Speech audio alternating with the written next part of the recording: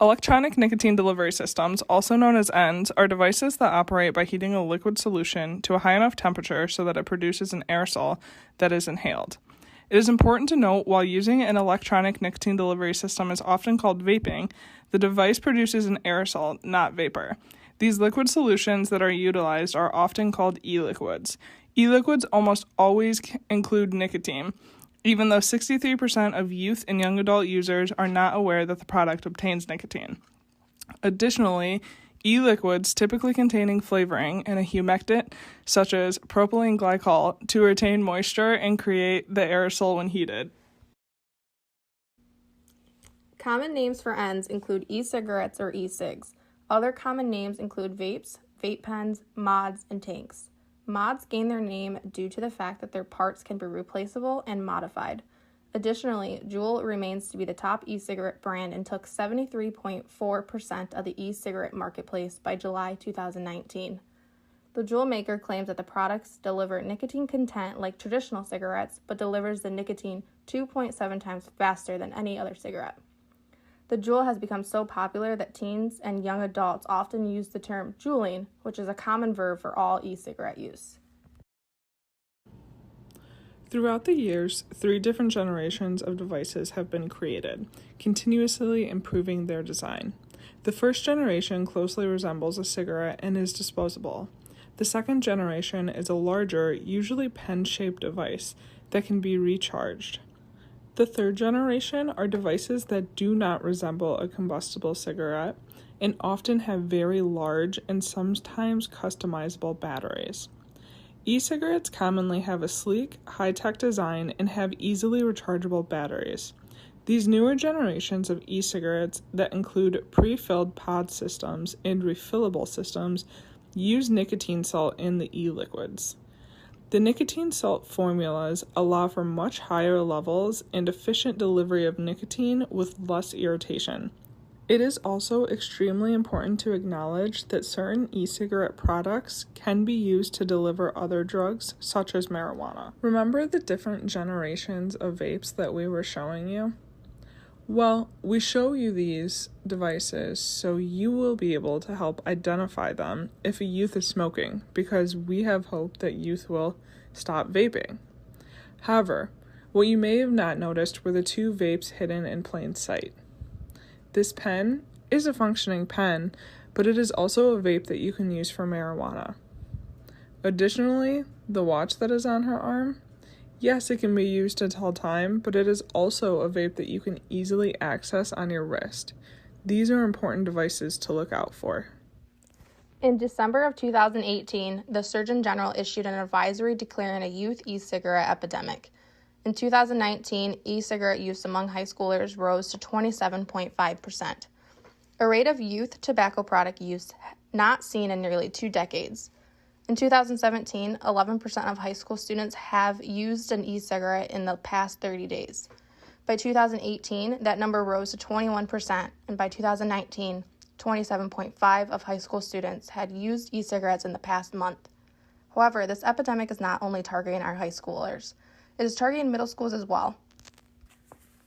Middle school e-cigarette usage rose from 0.6% in 2011 to 10.5% in 2019. Among youth who vape, 97% used a flavored e-cigarette in the past month. Additionally, 15 to 17-year-olds have more than a 16 times greater odds to be a current Juul user versus adults. Young people are reported to have severe signs of dependence, waking up in the night to get a nicotine fix, inability to concentrate in the classroom, as well as using immediately when they first wake up.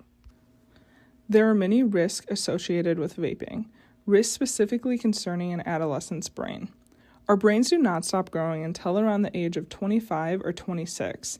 Therefore, youth and young adults are uniquely at risk for long-term, long-lasting effects of exposing their developing brain to nicotine. It has been known for decades that youth in particular should not be exposed to nicotine because it changes brain chemistry to create a stronger addiction and make youth who use it more susceptible to addiction to other substances. Additional risks associated with vaping consist of mood disorders, permanent lowering of impulse control, Changes in the way synapses are formed, and it can harm the part of the brain that controls attention and learning. So how does addiction work? Each time a new memory is created or a new skill is learned, stronger connections, or synapses, are built between brain cells. Young people's brains build synapses faster than adult brains. Because addiction is a form of learning, adolescents can get addicted more easily than adults. The nicotine in e-cigarettes and other tobacco products can also prime the adolescent brain for addiction to other drugs. As a society, we simply do not fully understand the negative long-term health effects e-cigarettes have. This is due to the fact that e-cigarettes started entering the market only 12 years ago. Even industry executives themselves acknowledge our lack of knowledge of the long-term impacts. However, with that being said, we are seeing more and more studies and cases of vaping-related illnesses. More than 2,000 cases have been reported across 49 states with 39 deaths. Important to note, most of these cases were from users who reported use of THC. Amongst the cases, 86% reported use of THC and 64% reported use of nicotine vaporizer products, and 11% reported excessively using nicotine vaporizer products. An additional health risk is the e-liquid that is used in the products, containing at least 60 chemical compounds, with e-cigarette aerosol containing even more compounds than this. There is evidence to suggest that the particles lead to cardiovascular injury, which links to negative effects on resting heart rate, blood pressure, and the cells that line the blood vessels. Currently, in the vaping-related illness outbreak, vitamin E acetate is considered a significant concern. The chemical was found in all 29 samples that had been analyzed from the victims. The CDC states that it is possible that more than one compound or ingredient could be a cause of lung injury, and evidence is not yet sufficient to rule out the contribution of other toxins. It is important to understand that the flavoring and humectants used in the e-liquid has been approved by the FDA for oral consumption only.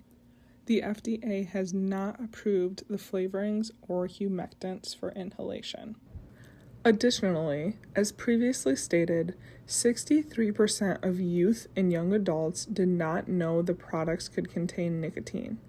This is a health crisis in itself. However, is even more dangerous in the United States. This is more dangerous in the US because unlike other countries such as Europe, the United States does not have restrictions on nicotine concentration.